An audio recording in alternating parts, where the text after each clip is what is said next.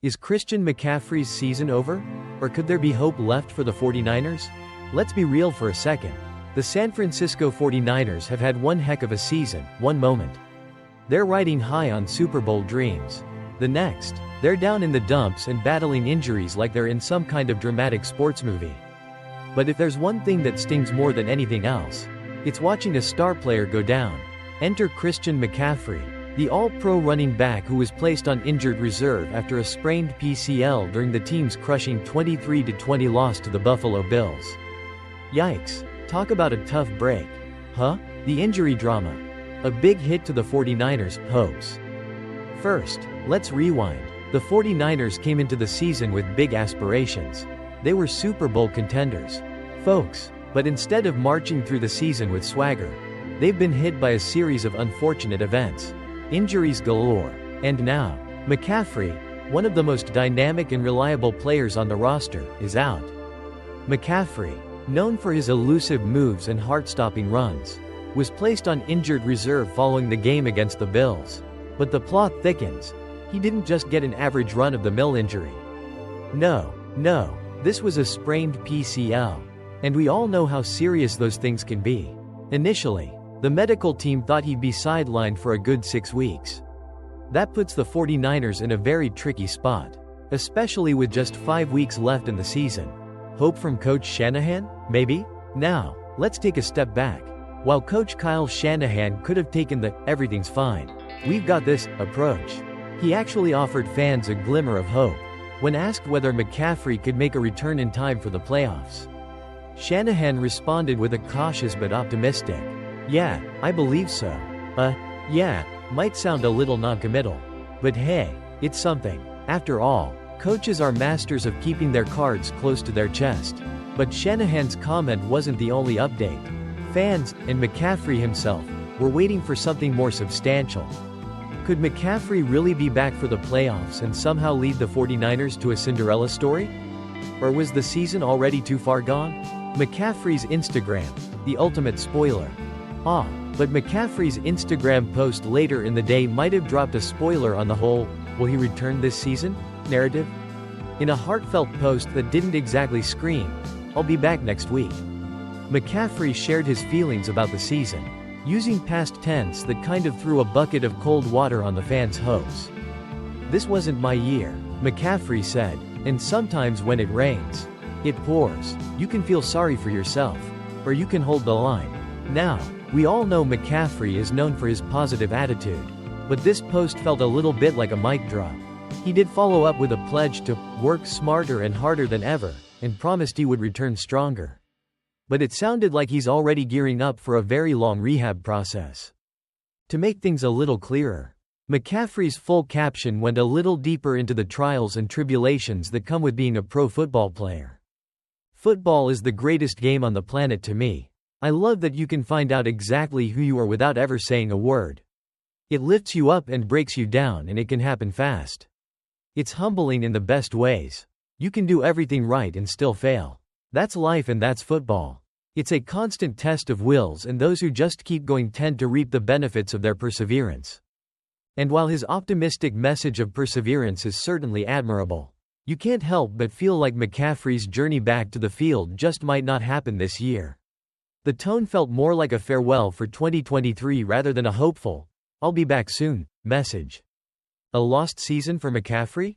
Okay, let's face it, 2023 is looking like a rough year for McCaffrey. Injuries have marred his potential.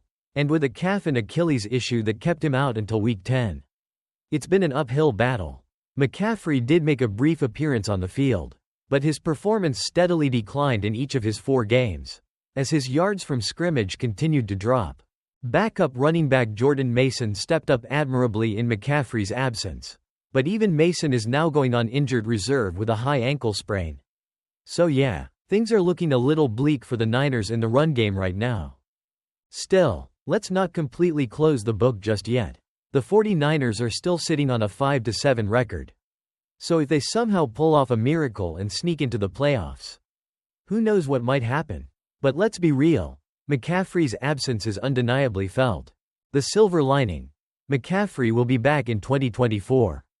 Here's the bright side. McCaffrey is locked in for the future. He signed a hefty 2-year, $38 million extension before the season began, keeping him with the 49ers through 2027.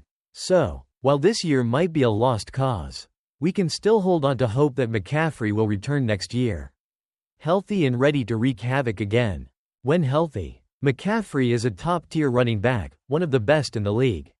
And if the Niners can get their act together, there's a chance that the 2024 season could be one where the 49ers return to prominence with McCaffrey leading the way. Wrapping it up, it's tough, folks. The 49ers season has been an emotional rollercoaster, and McCaffrey's injury only adds to the drama. But don't lose hope. Shanahan might still have a few tricks up his sleeve, and McCaffrey's journey to recovery could make for one of the most incredible comeback stories in 2024. So here's the deal. The 49ers need all the support they can get right now. Can they rally without their star player?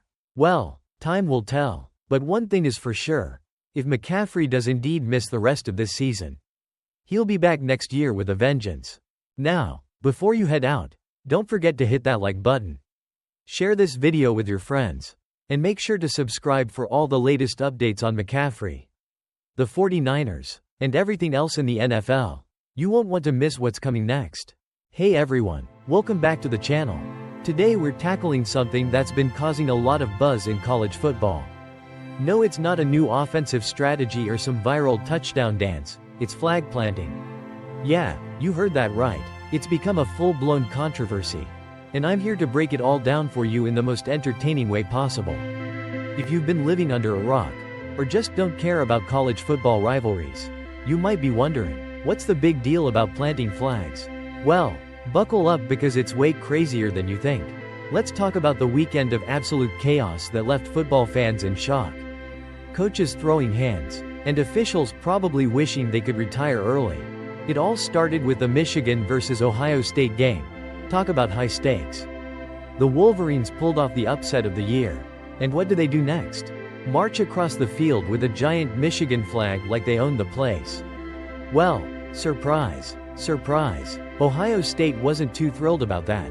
So what happens next? A full-on tug of war for that flag.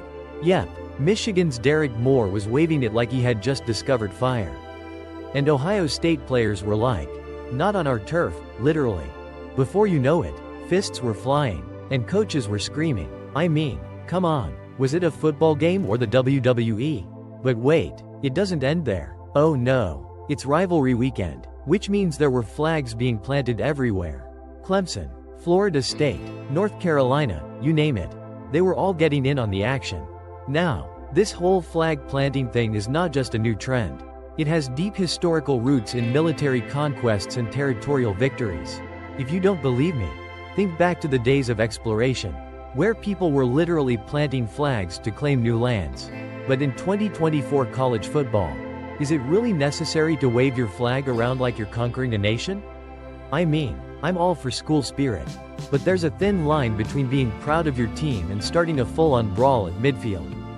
But it gets even better, or worse, depending on how you look at it.